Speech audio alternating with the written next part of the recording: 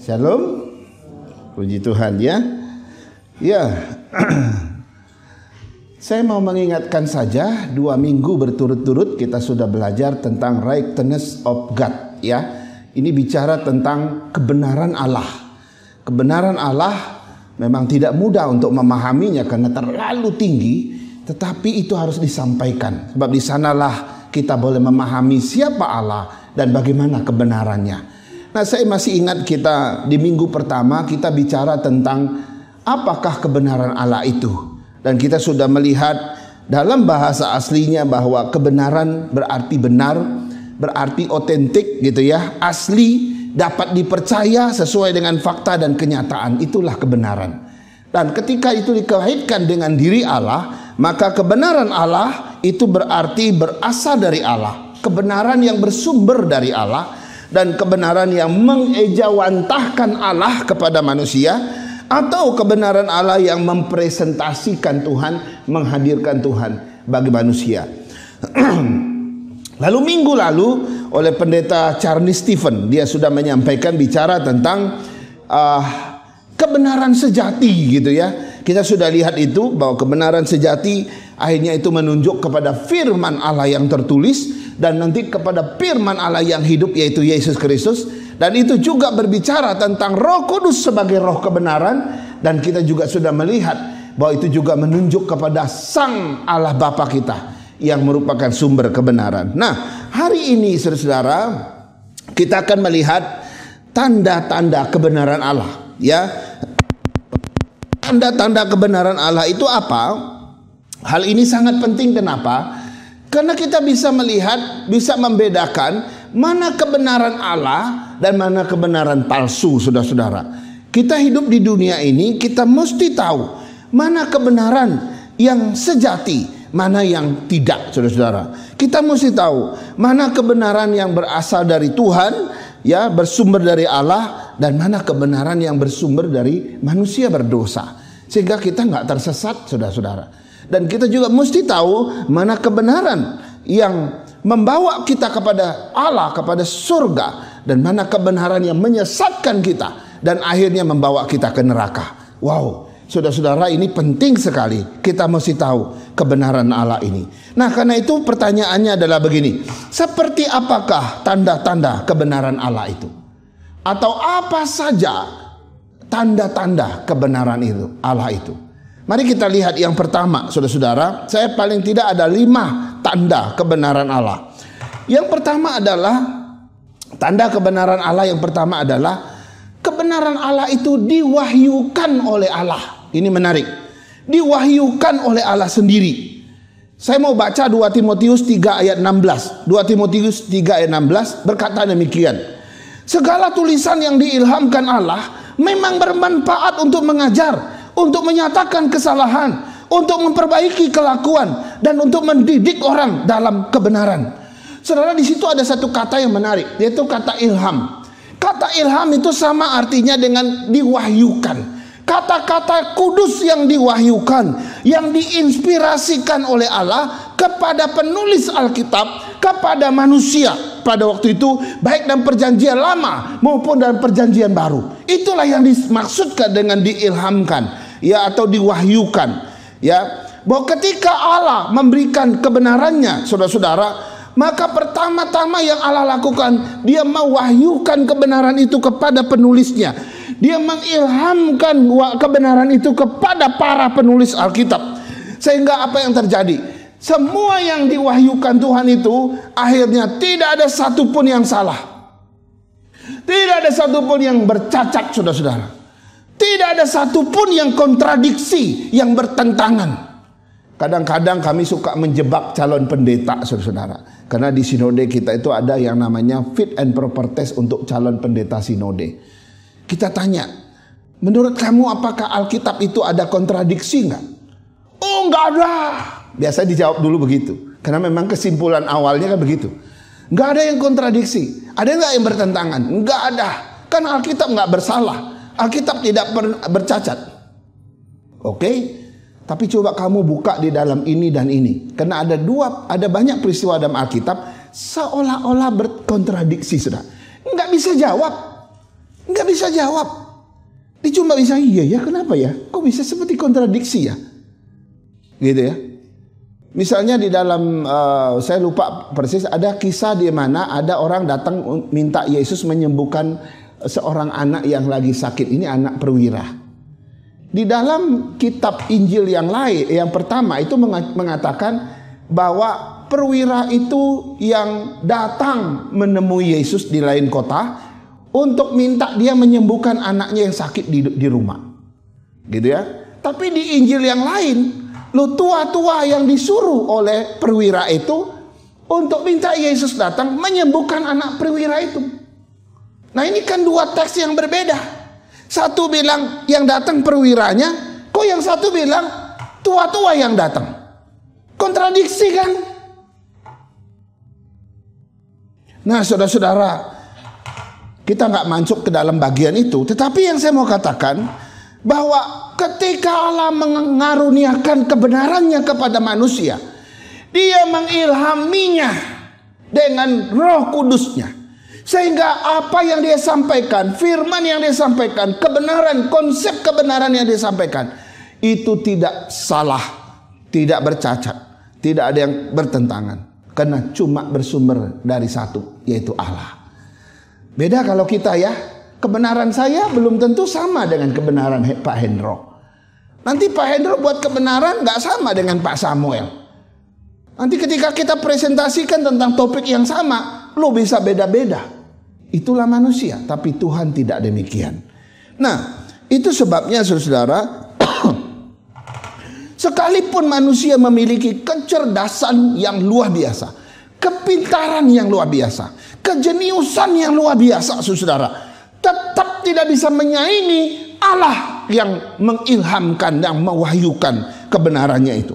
Kenapa? Karena kita bisa lihat dalam sejarah manusia pada abad-abad pertama, walaupun manusia itu banyak sekali menemukan temuan-temuan yang hebat, yang spektakuler di dunia ini, saudara, tetap itu bukan bicara tentang kebenaran manusia, tapi itu bicara tentang kebenaran Allah, bahwa Allah lah yang menciptakannya. Sehingga tidak ada satupun kebenaran manusia yang bisa menyamai kebenaran Allah.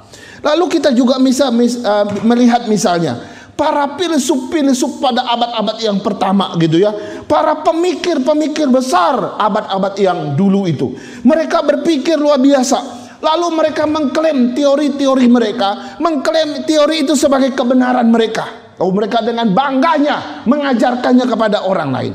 Tapi setelah orang itu mati, ada filsuf yang lain. Ternyata setelah dikaji, diteliti, loh, kebenaran teori orang yang mati itu ternyata juga nggak sempurna. Akhirnya dipatahkan kembali. Lalu dia membuat teori yang baru, kebenaran yang baru. Kemudian setelah orang ini mati, muncul lagi filsuf yang lebih modern. Lalu dia bilang, teori yang orang yang kedua juga nggak ada sempurnanya. Lalu dia bantah lagi, dia munculkan kebenaran yang baru. Sehingga demikian kita melihat kebenaran yang satu dengan yang lain, dan yang seterusnya tentang fakta yang ada di dunia tidak akan pernah sama. Dan selalu ada cacat dan celahnya. Nah, beda dengan Tuhan. Tuhan mengilhami kebenarannya. Tuhan mewahyukan kebenarannya. Dan itu tidak pernah salah. Tidak pernah bercacat celah dan sebagainya. Nah, inilah yang menjadi akhirnya kita lihat. Ciri pertama kebenaran Allah itu diwahyukan, diilhami oleh Tuhan sendiri. Sekarang kita lihat yang kedua. Tanda kebenaran Allah yang kedua itu adalah selalu berobjektif dan mutlak, saudara-saudara. Apakah kelihatan? Belum kelihatan? Ya, selalu objektif dan mutlak, gitu ya. Nah, kebenaran Allah itu objektif. Apa itu objektif, saudara-saudara? Objektif itu berbicara tentang bahwa kebenaran Allah itu apa adanya. Apa adanya. Sesuai dengan yang Dia katakan, tidak lebih dan tidak kurang. Itu artinya objektif, gitu ya. Nah, kebenaran yang objektif ini berarti tidak bersifat subjektif. Kebenaran Tuhan yang objektif itu tidak tergantung pada perasaan orang. Tidak tergantung pada hasrat dan keinginan orang. Tidak bergantung pada pengalaman saya. Tidak tergantung pada penafsiran orang. Tidak, saudara-saudara. pengalaman atau kebenaran Allah itu bersumber pada Allah seperti apa adanya, dan itu seperti yang dikatakan, ya. Jadi tidak bergantung pada orang, penafsiran orang, perasaan orang, hasrat orang, ya, pengalaman orang nggak sesuai, nggak seperti itu, nggak bergantung pada itu. Sebab ketika kebenaran itu bergantung pada pengalaman saya, bergantung pada penafsiran saya, maka mohon maaf, itu akan menjadi kebenaran yang relatif, saudara-saudara. Jadi ini sering kita lihat, ya. Nah, misalnya ini ada satu ayat yang saya ingin baca. Roma 3 ayat yang keempat. Roma 3 ayat yang keempat berkata begini. Ayat 3 saya mulai. Jadi bagaimana jika di antara mereka ada yang tidak setia? Dapatkah ketidaksetiaan itu membatalkan kesetiaan Allah? Sekali-kali tidak. Sebaliknya, Allah adalah benar dan semua manusia pembohong. Seperti ada tertulis, supaya engkau ternyata benar dalam segala firman-Mu dan menang jika engkau dihakimi. Jadi kebenaran Allah itu begitu objektif, apa adanya, sesuai dengan apa yang dikatakan. Mau kita bolak-balik, mau kita hakimi dari segala sudut pun, kebenaran itu tetap kebenaran. Tidak akan pernah kita temukan sesuatu cacat celah di situ. Nah, saudara-saudara, di situ ada satu kalimat yang menarik. Allah adalah benar dan semua manusia pembohong. Ada satu kalimat yang berkata begitu, ya. Saya mau ubah kalimat itu begini.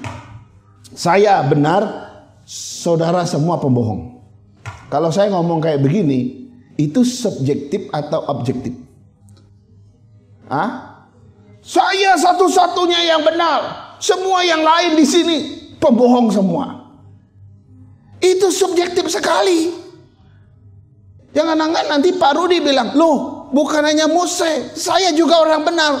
Kita berdua orang benar, yang lain pembohong semua. Nah, lain lagi kalimatnya. Itu subjektif sekali. Tapi ketika Tuhan berkata, Alkitab berkata, Allah adalah benar, semua manusia pembohong. Ini subjektif atau objektif? Sekarang saya tanya.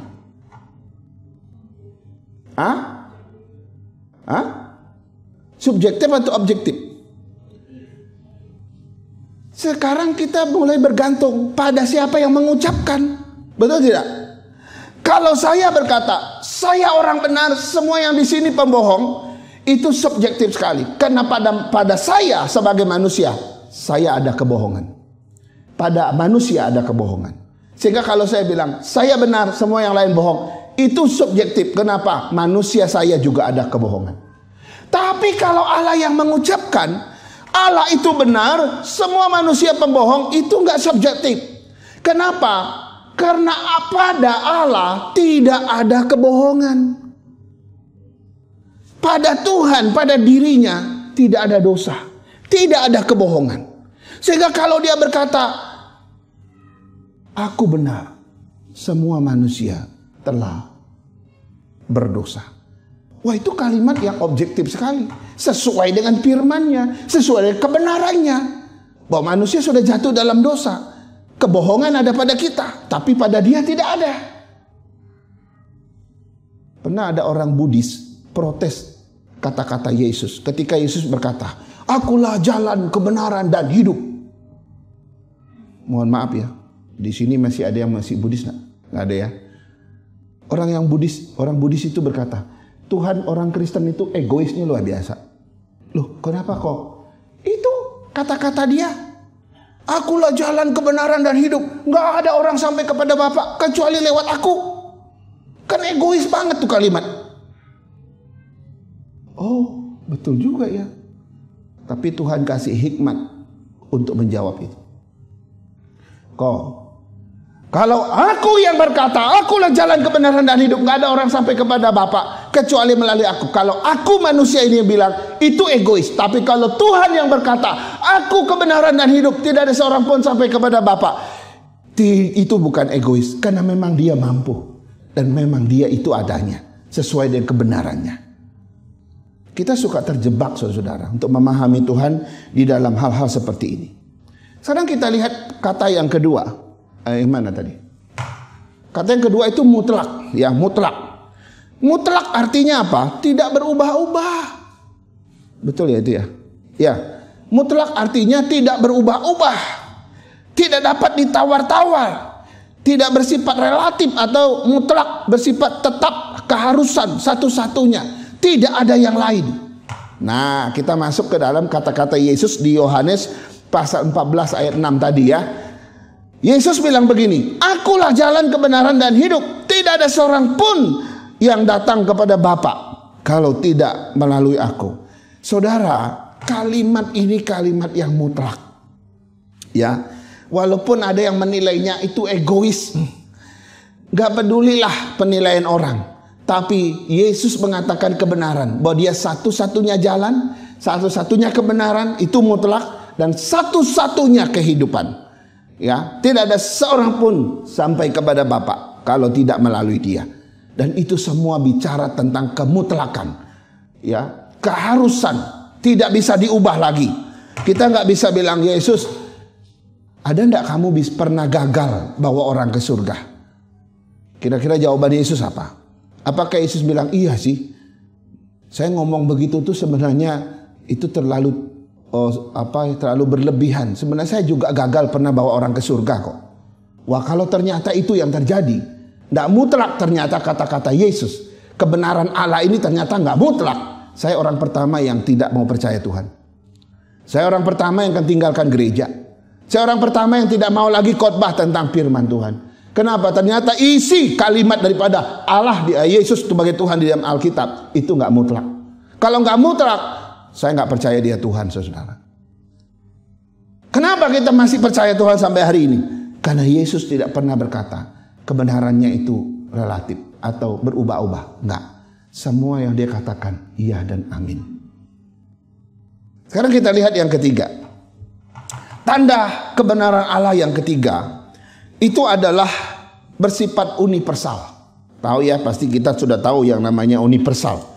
Universal berarti bersifat keseluruhan, dapat diterapkan di mana saja, mencakup semuanya, atau juga berarti bersifat umum. Itu artinya universal.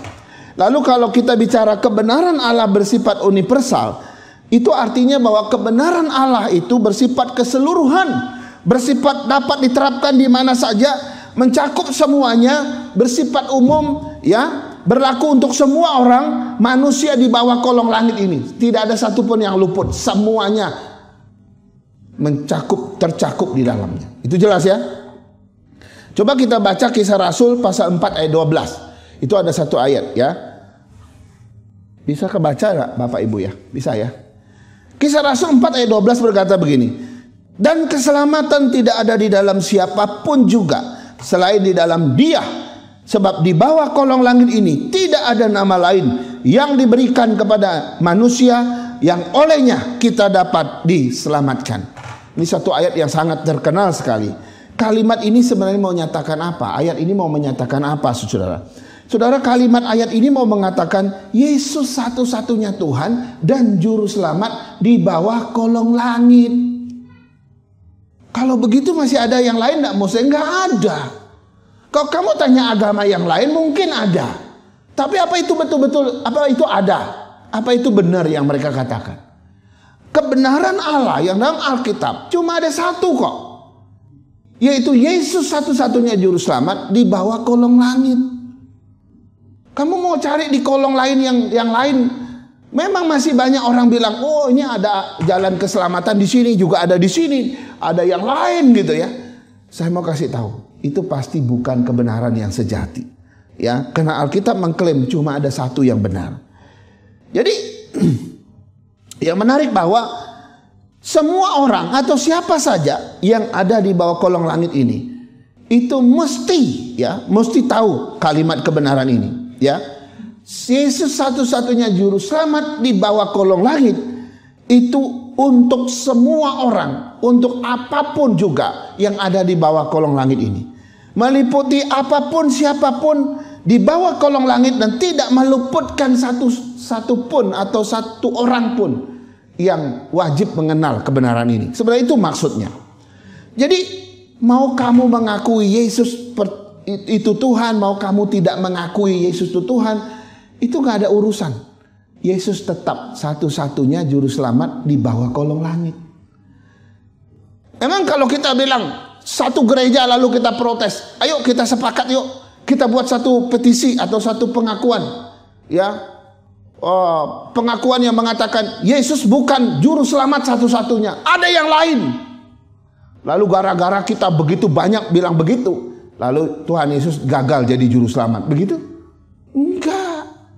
Mau satu dunia ini tidak mengakui Yesus, Yesus tetap satu-satunya juru selamat di bawah kolong langit. Itu ada ayatnya kan?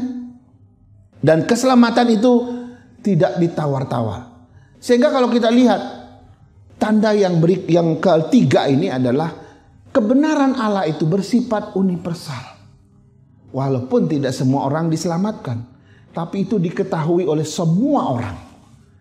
Sekarang yang keempat, saudara-saudara. Yang keempat, tanda kebenaran Allah yang keempat adalah bersifat kekal. Nah, saya rasa kita juga sangat mengerti arti kekal. Artinya tidak panah, tidak sementara, ya, tapi bersifat melintasi, melampaui proses waktu sampai kepada kekekalan. Saya mau baca 2 ayat untuk kita. Pertama, Yesaya 40 ayat 8. Rumput kering, bunga menjadi layu. Rumput menjadi kering, bunga menjadi layu. Tetapi firman Allah kita tetap untuk selama-lamanya. Ayat yang kedua, Mazmur 119 ayat 89. Untuk selama-lamanya ya Tuhan, firman-Mu tetap teguh di sorga. Wow. Saudara, kedua ayat ini sama-sama menyatakan bahwa kebenaran Allah itu, firman Allah itu bersifat kekal, bersifat untuk selama-lamanya. Tidak ada satupun dari kebenaran Allah yang bersifat sementara. Nggak ada. Karena itu ini menjadi satu standar buat kita. Kalau Bapak Ibu menemukan ada kebenaran di dunia ini yang bersifat sementara, yang tidak berlaku sampai kepada kekekalan, pasti itu bukan dari Tuhan. Pasti itu bukan dari Tuhan. Sebab kebenaran Tuhan itu bersifat sampai kepada kekekalan. Ini menarik. Ya. Karena apa? Karena kebenaran Tuhan itu dikaitkan dengan keberadaan Tuhan yang kekal. Sehingga apa yang dia sampaikan, kebenaran yang dia sampaikan juga kekal. Sehingga kebenaran Tuhan itu tidak memiliki tanggal kadaluarsa. Kebenaran Tuhan itu tidak perlu pembaharuan seperti kita terus perlu pembaharuan. Karena dia tidak bersifat fana. Luar biasa ya. Lalu yang terakhir, saudara-saudara, yang kelima. Tanda kebenaran Allah yang kelima. Itu bersifat eksklusif dan antitetis. Nah, ini menarik ya. Ini mohon maaf, ini memang harus bahasa teologinya agak tinggi ya. Eksklusif dan antitetis. Apa itu eksklusif? Eksklusif itu berarti memiliki kekhususannya sendiri ya, dan tidak ada yang sama dengan kekhususan itu.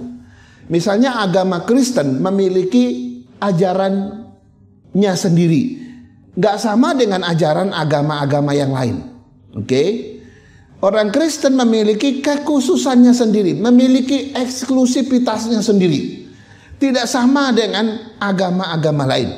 Nggak ada yang sama. Ya, walaupun ada agama sebelah, saudara sepupu kita bilang, oh agama kami juga agama kasih, agama cinta kasih loh. Agama kami juga agama yang membawa damai. Bukan cuma Kristen aja. Apa betul? Kalau kita cek, betul nggak mereka mengajarkan cinta kasih seperti yang Kristen ajarkan tentang cinta kasih? Ternyata setelah kita cek, nggak sama. Yang mereka ajarkan cinta kasih yang berbeda. Yang Kristen ajarkan cinta kasih yang sangat berbeda. Musuh pun harus diampuni, musuh pun harus didoakan kalau di sini. Kalau di sini nggak, ada batasnya. Kalau udah kurang ajar, potong pala. Tapi di sini enggak. Orang potong kepala kita pun masih kita ampuni dia. Sebab dia enggak tahu apa yang dia perbuat. Beda. Jadi kalaupun orang mengaku, oh kita punya sama ajarannya, enggak sama. Kekristenan punya eksklusivitasnya sendiri. Ya, agama yang lain juga begitu. Nah, kalau begitu kebenaran Allah bagaimana? Nah, ini menarik. Ya, kebenaran Allah itu bersifat khusus. Tidak ada yang sama dengan kebenaran Allah itu. walaupun kedengarannya mirip gitu ya. Misalnya hormat pada orang tua. Hormat pada orang tua itu diajarkan dalam Alkitab. Tapi tradisi manusia, orang yang gak kenal Tuhan juga hormat orang tua, betul? Tapi kalau kita sandingkan dua ajaran itu, tetap ajaran manusia ini tidak sempurna seperti yang Tuhan ajarkan. Ya. Yang kedua, itu ada satu kata antitesis, saudara. Ini susah ya menjelaskannya. Antitesis itu artinya begini. Itu menolak semua yang bertentangan dengan dirinya. Jadi kalau kita bilang kebenaran Allah itu bersifat antitesis, itu artinya kebenaran Allah itu akan menolak semua kebenaran lain yang tidak sesuai dengan dia, yang bertentangan dengan dia. Nah, makanya kalau kita lihat gitu ya, misalnya Keluaran 20 ayat 3, saya mau baca Keluaran 20 ayat 3. Tuhan Allah memberi firman ini, dia berkata begini, jangan ada padamu Allah lain di hadapanku. Tuhan dengan jelas berkata kepada bangsa Israel, jangan ada padamu Allah lain di hadapanku. Kenapa Tuhan menolak Allah lain? Apakah Tuhan juga di sini boleh dikatakan, oh Tuhannya orang Kristen itu egois ya? Dia doang yang mau dikenal. Kan banyak juga dewa-dewa lain, banyak juga ilah-ilah lain.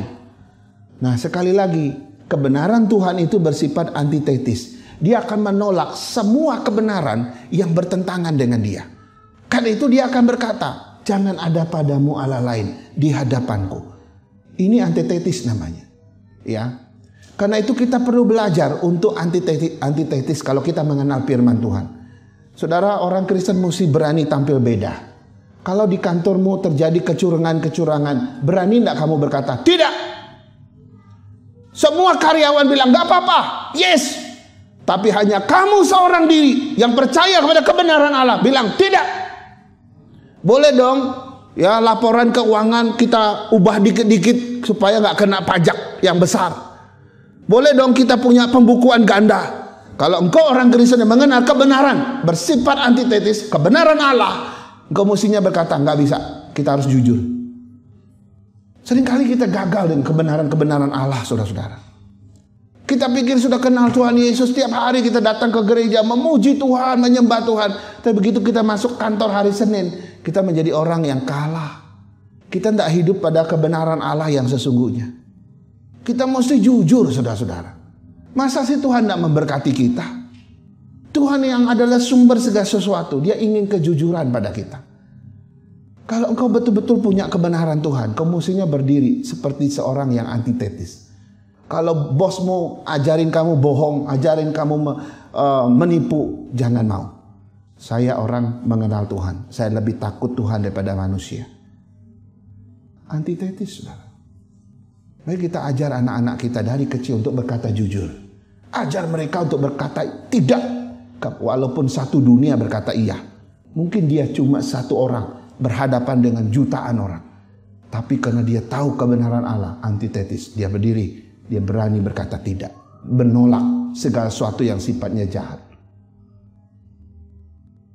Mari kita berdoa. Bapa, kami bersyukur dan berterima kasih atas firman Tuhan yang sudah kami dengar. Tuhan, terlalu tinggi kebenaran-Mu, terlalu tinggi melampaui pengertian dan pemahaman kami. Tapi Tuhan, mohon Roh Kudus-Mu menjelaskannya, agar ketika kami pulang dari tempat ini, kami pulang sebagai orang-orang yang hidup di atas kebenaran-Mu. Kami tidak lagi berpijak pada kebenaran-kebenaran dunia ini, kebenaran-kebenaran manusia berdosa yang seringkali menyesatkan kami. Tuhan, ampuni kami jika selama ini kami telah salah. Ajar kami untuk berani berdiri di atas kebenaran Tuhan dan menolak segala sesuatu yang bertentangan dengan kebenaran itu. Berkati jemaat-Mu, berkati hamba-Mu dan kami semua. Biarlah firman Tuhan yang hidup ini bisa menjadi bagian dari hidup kami semua. Dalam nama Yesus kami berdoa. Amin. Amin.